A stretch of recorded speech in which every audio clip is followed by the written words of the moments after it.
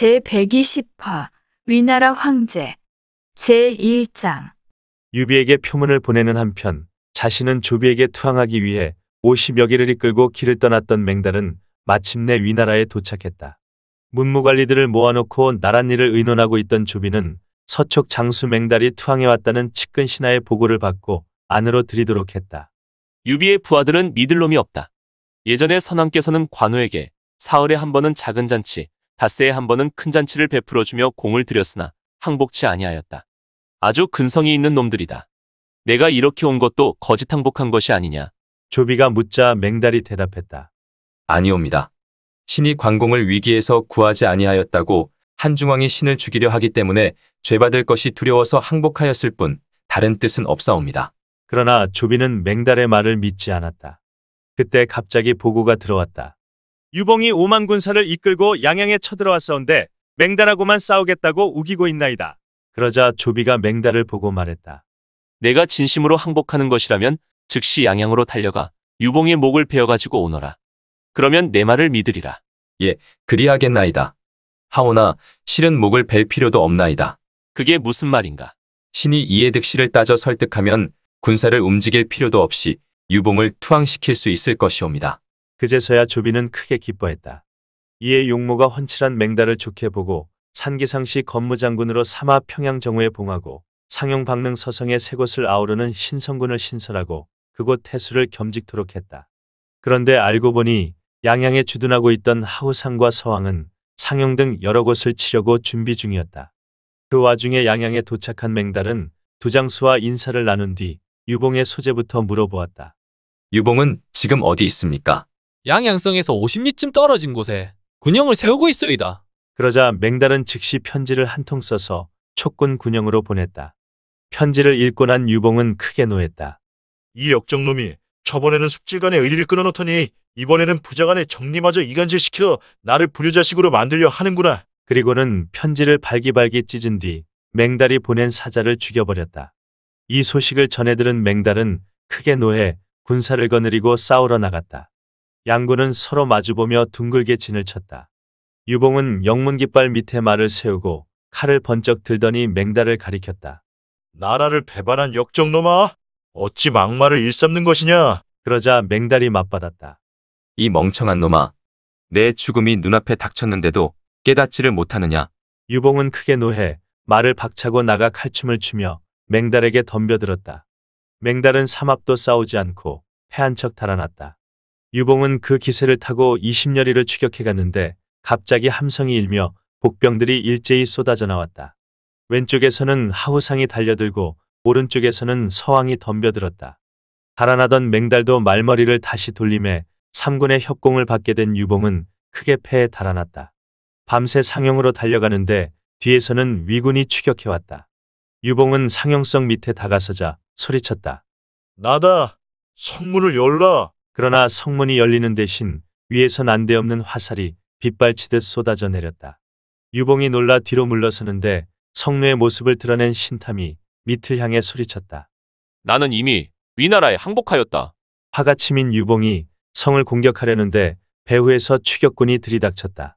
이에 버틸 수 없게 된 유봉은 박릉 쪽으로 달아났으나 다가가서 보니 성 위에 꽂혀있는 깃발은 모두 위나라 깃발들이었다. 유봉을 발견한 신의가 성루에서 깃발 신호를 보내자 성 뒤쪽에서 한때의 군사가 쏟아져 나왔는데 그들이 든 깃발에는 우장군 서왕이라는 글자가 크게 쓰여 있었다. 유봉은 맞서지 못하고 서둘러 서천으로 달아났다. 그 기세를 타고 서왕군은 뒤쫓으며 닥치는 대로 죽였다. 유봉이 성도에 도착했을 때는 휘하에 겨우 100여기밖에 남아있지 않았다. 그는 들어가서 한중왕 유비를 뵙고 땅에 엎드려 울면서 그간의 일을 상세히 아뢰었다. 노한 유비가 말했다. 아비를 욕보인 자식이 무슨 낯으로 나를 다시 보러 왔단 말이냐.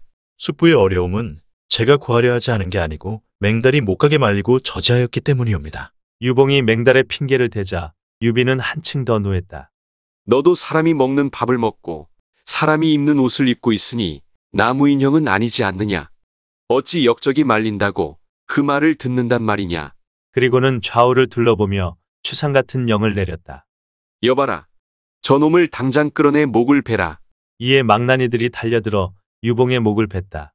그러나 정사 삼국지에는 유비가 목을 베라 명한 것이 아니고 옆에 있던 제갈량이 참수할 것을 권하자 유비가 양아들 유봉에게 자결할 것을 명한 것으로 되어 있다. 그러자 이 말을 들은 유봉은 맹달의 말을 듣지 아니한 것이 한스럽구나. 하고 탄식한 뒤 자결했고 이를 본 유비는 눈물을 흘렸다고 기록되어 있다. 유봉이 죽은 뒤에 맹달이 유봉에게 귀순을 권하는 편지를 보냈으나 유봉이 그 편지를 찍고 사자를 죽였다는 이야기를 전해 듣고 유비는 유봉을 죽인 것을 몹시 후회했다. 거기다 관우의 죽음에 대한 슬픔까지 겹쳐 마침내 병이 들고 말았다. 이로 인해 군사를 움직이지 못했다. 한편 위왕 조비는 스스로 왕위에 오른 뒤 문무백관을 모두 승진시키고 상을 내렸다. 그리고 갑옷을 입은 군사 30만을 거느리고 남쪽 패국 초연을 순시하고 조상의 무덤을 찾아 정중히 성묘했다. 그러자 고향의 노인장들이 먼지를 일으키며 모여들어 길을 막고 술을 부은 뿔잔을 받들어 올렸다. 위왕 만세, 무왕 만세. 고향 사람들은 저마다 만세를 불러 문왕 조비를 경하했다. 이는 마치 한고조가 천하를 통일하고 고향패로 돌아왔을 때를 방불케 했다. 조비의 기쁨은 적은 것이 아니었다. 한창 그런 분위기를 즐기고 있는데 갑자기 사람이 달려와서 아뢰었다. 대장군 하우돈의 병이 위독하옵니다. 이에 조비는 즉시 업군으로 돌아왔다. 그러나 하우돈은 이미 죽은 뒤였다. 조비는 그를 위해 상복을 입고 후한 예로 장사 지내주었다. 그해 8월 서급현이라는 곳에 봉황이 날아들었고 임치성에 기린이 나타났으며 황룡이 업군에 나타났다는 상서로운 보고가 잇따랐다. 이에 중랑장 이복이 천문과 역법의 책임자인 태사승 허지를 만나 상의했다.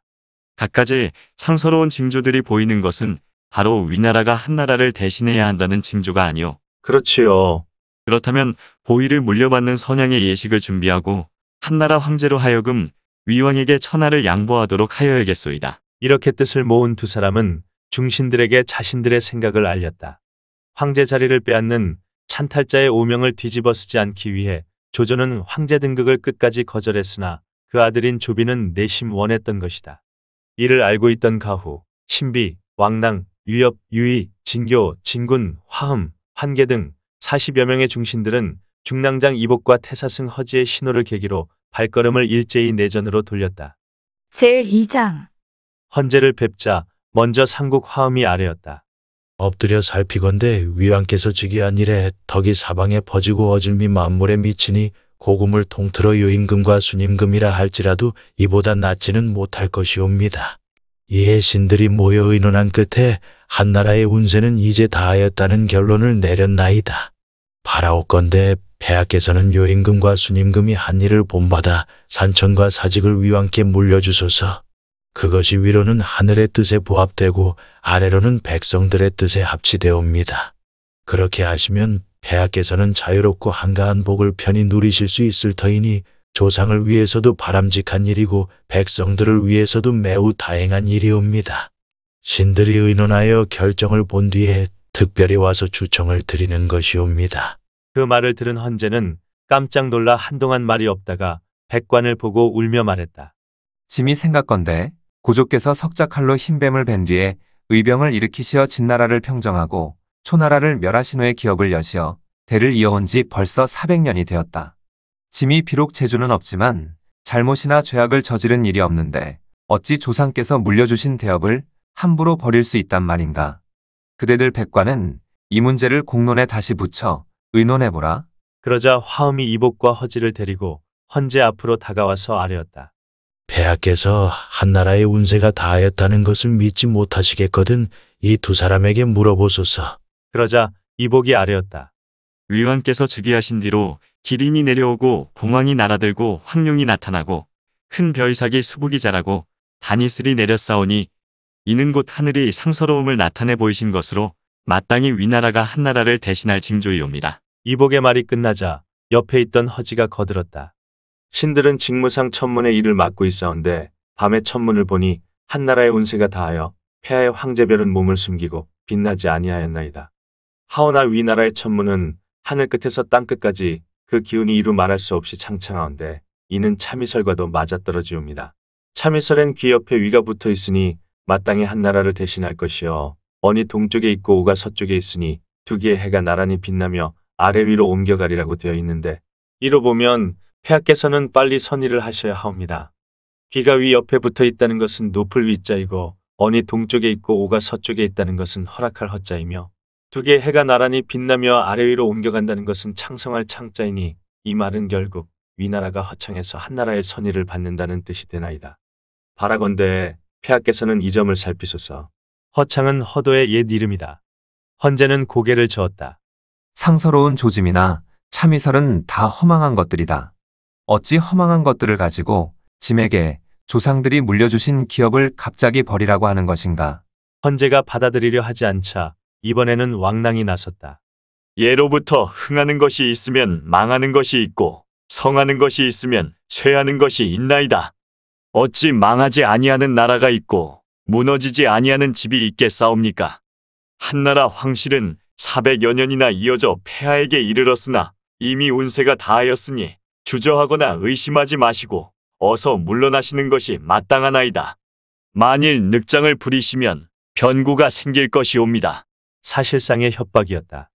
헌제가 크게 소리내어 울며 후궁으로 들어가자 백관들은 모두 비웃으며 물러났다.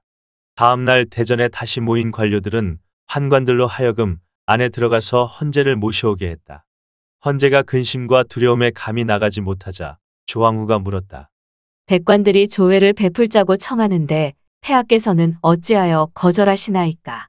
헌제가 눈물을 흘리며 말했다. 그대 오라버니가 보위를 빼앗으려고 백관들을 시켜 협박하는 것이라 짐이 나가지 못하는 것이요. 조조의 딸이여 조비의 누이 동생인 조왕후는 발끈했다. 오라버니가 어찌 그런 역적질을 한단 말이옵니까?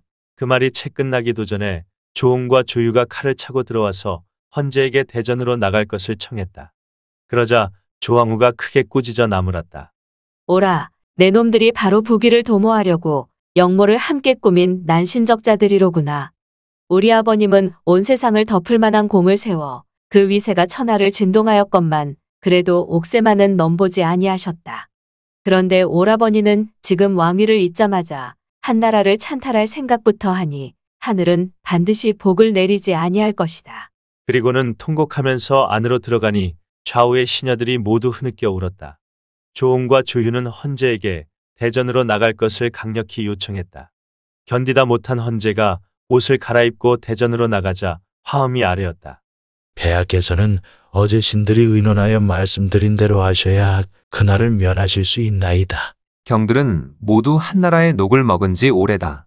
개 중에는 한나라 조정 공신들의 자손도 적지 아니한데 어찌 신하로서는 참아할 수 없는 이런 일을 꾸미는 것이냐.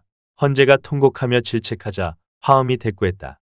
폐하께서 중론을 따르지 아니하시면 언제 내부 변란이 일어나는지 모르옵니다. 신등이 폐하께 불충해서가 아니옵니다. 누가 감히 짐을 시해한단 말인가? 헌제가 더 이상 참지 못하고 언성을 높이자 화음 또한 목청을 높였다. 폐하께서 임금의 복이 없어 사방이 어지럽다는 것은 온 천하가 알고 있나이다. 만일 위왕께서 조정에 계시지 아니하였다면 폐하를 시해할 사람이 어찌 한둘이었겠사옵니까? 폐하께서는 아직도 은혜를 모르고 은덕을 갚으실 줄 모르니 온 천하로 하여금 폐하를 함께 치도록 만들 작정이시옵니까? 자리를 내놓지 않으면 죽이겠다는 소리였다.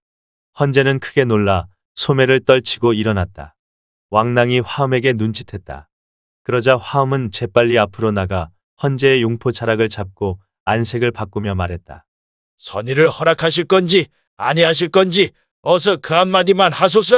노골적인 협박에 헌제는 몸을 부르르 떨며 대답을 하지 못했다. 그러자 조홍과 조유가 칼을 빼들고 큰 소리로 외쳤다. 부보랑은 어디 있느냐? 부보랑이란 옥새 담당관을 가리킨다. 조필이 앞으로 나서며 말했다. 부보랑은 예의소이다. 부보랑은 어서 옥새를 가져오라. 조홍이 소리치자 조필은 오히려 조홍을 크게 꾸짖었다. 옥새는 황제의 보물이거늘 어찌 멋대로 달라는 것이냐. 이에 화가 난 조홍이 무사들에게 호통쳤다. 저놈을 당장 끌어내 목을 베라. 조필은 끌려나가며 목이 떨어질 때까지 고래고래 욕설을 퍼부었다. 조필의 죽음을 두고 후세 사람은 이렇게 시로 읊었다. 간적이 권력 잡아 한나라가 망할 때 요순을 본받아서 선위한다 사칭하니 백관 다 위나라만 떠받들고 있는데 겨우 베는 충신은 부보랑뿐이더라. 제3장 부보랑 조필이 참수당하는 것을 본 헌제는 두려워 몸을 벌벌 떨었다. 계단 밑에는 갑옷을 걸치고 창을 든 무사 수백 명이 보였는데 그들은 모두 위나라 군사들이었다. 헌제는 울면서 신하들에게 말했다. 짐이 천하를 위왕에게 선양할 터이니 유행이 붙어있는 목숨을 명대로 살게 해주기를 바라노라. 그러자 가후가 말했다. 위왕께서는 반드시 폐하를 저버리지 아니하실 것이옵니다. 하오니 폐하께서는 서둘러 조서를 내려 백성들의 마음을 안정시키소서. 이에 헌제는 어쩔 수 없이 진군에게 영을 내려 나라를 선양하는 조서의 초를 잡으라고 명했다. 그리고 화엄에게 영을 내려 그 조서와 옥새를 받들고 문무백관들과 함께 곧장 위왕의 궁전으로 가서 바치도록 했다. 조비는 크게 기뻐하며 헌제가 내린 조서를 읽게 했는데 그 내용은 다음과 같았다. 짐이 자리에 있은 지 32년 동안 천하가 흔들리고 뒤집히는 대란을 만났으나 다행히 조상들의 영령 덕에 위기를 넘기고 자리를 다시 보존하였다. 그러나 이제 천문을 우러러보고 민심을 굽어 살피건대 한나라 운세는 이미 다하였고 돌아가는 운세는 조씨에게 있도다. 이에 전왕이 신무한 공을 세우고 지금의 왕 또한 밝은 덕을 빛내 기대에 부응하고 있으니 제왕이 다른 성씨로 바뀌는 역수의 분명함을 믿어 알 수 있노라. 무릇 대도를 행하는 것은 천하가 모든 이의 것인 까닭이다. 그래서 요임금은 사사로이 자리를 아들에게 물려주지 아니하셨기에 그 이름이 망고에 전해졌던 것이니 짐도 남몰래 이를 우러러 본받고자 하였던 바이라. 이제 요임금의 모범을 따라 승상인 위왕에게 선의하노니 왕은 이를 사양치 말라. 조서를 다 듣고 나서 조비가 선의를 받으려 하자 사마이가 말렸다. 아니되옵니다. 비록 조서와 옥새가 왔다 하더라도 전하께서는 마땅히 표문을 올려 겸손히 사양하셔야만 천하의 비난을 막을 수 있사옵니다. 그렇군. 이에 조비는 왕랑에게 표문을 짓게 하였는데 자신은 덕이 모자라니 다른 어진이를 찾아 황제의 자리를 물려주시라는 내용이었다. 헌제는 그 표문을 받아보자 속으로 몹시 놀라고 의심쩍어 하면서 신하들에게 물었다. 위왕이 겸손히 나오는데 어찌하면 좋겠는가? 혹시나 하는 기대감을 갖고 던진 물음이었으나 화엄의 대답은 냉정했다. 지난날 위에 무왕께서도 왕의 자기를 받으실 때 3번이나 사양하셨으나 조서로서 이를 허락하지 않자 비로소 받으셨나이다. 이제 폐하께서 조서를 다시 내리시면 위왕께서도 마땅히 뜻을 따르실 것이옵니다. 헌제는 하는 수 없이 환계에게 영을 내려 다시 조서의 초를 잡으라는 영을 내렸다. 그리고 고조의 사당에 고한 뒤 어사대부 장음에게 옥새를 받들고 위왕의 궁전으로 가게 했다. 장음은 조비 앞에서 조서를 펴 읽었는데 그 내용은 다음과 같았다. 아, 위왕이여. 글을 올려 겸양을 보이었구나. 짐은 속으로 한나라의 운세가 쇠퇴한 지 이미 오래되었다고 생각하였다. 다행히 무왕 조조에게 의지하였던 바 덕과 운을 겸비한 그는 무의를 크게 떨쳐 흉포한 무리를 무찌르고 천하를 깨끗이 쓸어버렸도다. 지금의 왕조비는 선왕의 유업을 계승하여 지극한 덕을 빛내고 위세와 가르침이 사회를 덮으며 그 어진 덕이 팔방으로 흘러 퍼지니 하늘의 운세가 실로 그대에게 있구나. 옛날 순임금이 20가지 큰 공을 세우자 요임금은 천하를 물려주셨고 우임금이 홍수를 다스린 공을 세우자 순임금은 제위를 물려주셨다. 한나라는 요임금의 운을 이어받았으니 이 같은 성인의 의를 전할 의무가 있다. 이에 신령한 땅의 신에 따르고 하늘의 밝은 뜻을 받아 저를 지참한 어사대부 장음에게 황제의 옥새와 인수를 받들고 가게 하노니 왕은 이를 받으라. 조비는 조서를 받고 매우 기뻐하면서 가후에게 말했다. 비록 2차례에 걸쳐 조서를 받기는 하였으나 후세인에게 황제 자리를 찬탈했다는 소리는 면하지 못할 것 같구려. 어찌하면 그런 소리를 듣지 아니하여도 되겠소이까? 그건 아주 쉬운 일이옵니다. 다시 장음에게 옥새를 가지고 돌아가게 하소서. 그런 다음 화음을 시켜 한나라 황제에게 대를 하나 쌓게 하고 수선대라는 이름을 붙이게 하소서. 그리고 좋은 날을 택하여 대소공경들을 모두 수선대 밑에 모이게 한 뒤에 황제가 직접 옥새와 인수를 받들고 대왕께 천하를 선양하도록 하소서. 이로써 모든 사람의 의혹도 풀고 이런저런 말들도 막을 수 있나이다. 조비는 크게 기뻐하며 즉시 장음에게 옥새와 인수를 되돌려 보내면서 이를 사양한다는 표문을 지어 올렸다. 돌아온 장음이 헌제에게 아뢰자 헌제가 신하들에게 물었다. 위왕이 또 사양을 하였는데 그 뜻이 무엇인가? 그러자 화엄이 아뢰었다. 폐하께서는 대를 하나 쌓으시되 수선대라는 이름을 붙이시고 그곳의 공경들과 서민들을 불러 모아 그들이 보는 앞에서 선의를 분명히 밝히소서. 그리하시면 폐하께서는 자자손손 위나라의 은혜를 입게 되실 것이옵니다. 헌재는 그 말을 따를 수밖에 없었다. 곧 의식을 담당하는 태상원의 관리를 보내 번양의 터를 마련하고 3층으로 높은 데를 쌓았다. 그리고 10월 경호일 인시에 선양하기로 날을 받았다. 제4장 그날이 되자 헌재는 위왕 조비를 청하여 수선대 위로 올라갔다. 수선대 밑에는 대소관료 400여 명과 황제를 보호하는 어림군, 호분군, 금군 30만이 모여 있었다. 마침내 헌재는 손수 옥새를 조비에게 바쳤고 조비는 그것을 받았다. 수선대 밑에 신하들은 무릎을 꿇고 앉아 칙서 읽는 소리를 들었다. 아, 위왕이여. 옛날 요임금은 순임금에 선의하셨고 순임금 역시 우임금에게 선의하셨도다. 하늘의 명은 늘 한 곳에 머무는 것이 아니라 덕이 있는 이에게 돌아가는 법이다. 한나라의 운세는 쇠퇴하여 세상이 그 질서를 잃더니 짐에 대해 이르러서는 큰 난리가 잦아지고 혼란해져 흉악한 무리들이 제멋대로 역적지를 일삼고 천하를 뒤집어 엎으려 하였도다. 그러나 무왕의 뛰어난 무용에 힘입어 사방을 어려움에서 건지고 세상을 청소함으로써 나의 종묘를 평안히 보호하였다. 어찌 나 한 사람이 안정시킬 수 있었겠는가? 천하는 실로 그가 주어서 받은 것이니라. 이제 왕은 유업을 계승하여 덕을 밝히고 문무의 대업을 넓히며 그대 아비의 위대한 공을 더욱 밝게 빛내라. 신령이 상서로움을 내리고 사람과 귀신이 그 징조를 알렸도다. 크게 정사를 보좌하던 여러 사람들이 짐에게 명을 주며 모두들 입을 모아 말하기를 그대가 순임금보다 더 적합하니 나로 하여금 요임금의 모범을 따라 삼가 그대에게 자리를 정중히 양해하라고 하였도다. 아, 하늘의 운세가 그대 몸에 있나니 그대는 삼가 대례에 따라 만국을 향유하고 하늘의 명을 엄숙히 받들라. 칙서낭독이 끝나자 위왕 조비는 곧바로 선의의 대례를 치르고 황제 자리에 올랐다. 가후가 대소관료들을 이끌고 수선대 밑에 가서 조례를 드렸다. 연호를 고쳐 연강 원년을 황초 원년으로 하고 나라 이름을 대위라 했다. 조비는 즉시 천하의 대사멸령을 내리고 죽은 아비 조조에게 태조 무왕제라는 시호를 지어 올렸다. 다음 수수는 헌재의 철이었다. 화음이 아래였다. 하늘에는 두 해가 있을 수 없고 백성들에게는 두 임금이 있을 수 없나이다. 한나라 황제는 이미 천하를 물려주었으니 마땅히 지방으로 물러나는 것이 이치에 맞사옵니다. 바라건대 유씨를 어느 곳에 안치해야 할지 밝혀주소서. 말을 마치자 헌재를 부축하여 수선대 밑에 무릎을 꿇고 명령을 기다리게 했다. 이윽고 조비가 영을 내렸다. 헌재를 사냥공에 봉한다. 즉시 떠나도록 하라.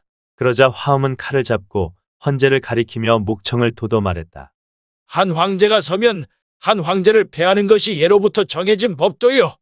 금상께서 인자하셔서 차마 해치지 못하고 그대를 사냥공에 봉하셨으니 오늘 당장 떠나도록 하시오.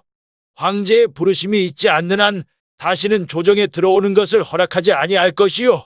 헌재는 눈물을 머금고 감사의 인사를 드린 다음 말을 타고 떠났다. 수선대 밑에서 그 모습을 보고 있던 군인과 백성들이 모두 슬퍼에 맞이 않았다. 그러나 헌재가 떠나는 뒷모습을 본 조비는 전혀 다른 느낌을 백관들에게 내뱉었다. 순임금과 우임금의 일을 짐도 알겠구려. 천도의 운행 이치가 바로 이런 것임을 말이오. 마치 자신이 순임금이나 된 듯이 으스대자 그에게 아첨하는 무리들은 일제히 만세를 불렀다. 후세 사람은 이 수선대의 일을 두고 다음과 같이 시로 읊었다. 동서안의 경영이 잠옷 어려웠더니 일조의 옛강산을 다 잃고 말았구나. 조비가 유순의 일 본받는다 하더니 장래의 사마씨도 그 일을 본뜨더라. 문무백관들이 조비에게 청했다. 하늘과 땅에 감사의 인사를 드리소서. 이에 조비가 무릎을 꿇고 절을 하려는데 갑자기 수선대 밑에서 괴이한 바람이 한바탕 사납게 휘몰아치더니 모래를 날리고 돌을 굴렸다.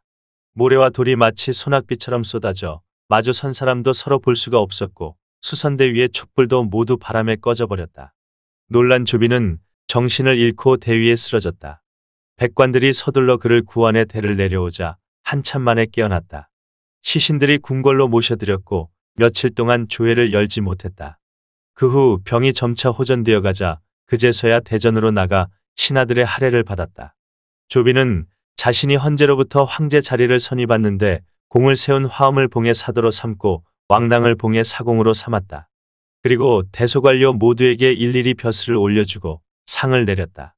조비는 병이 완전히 낫지를 않자 허도의 궁궐에는 요기가 많기 때문이라고 생각했다. 그래서 허도에서 낙양으로 행차하여 궁궐을 크게 짓도록 했다. 읽어주는 고품격 삼국지는 다음 화도 계속됩니다. 이번 이야기를 재미있게 읽으셨다면 좋아요와 구독을 눌러주세요. 그리고 작품을 해설하는 프롤로그도 꼭 읽어주세요.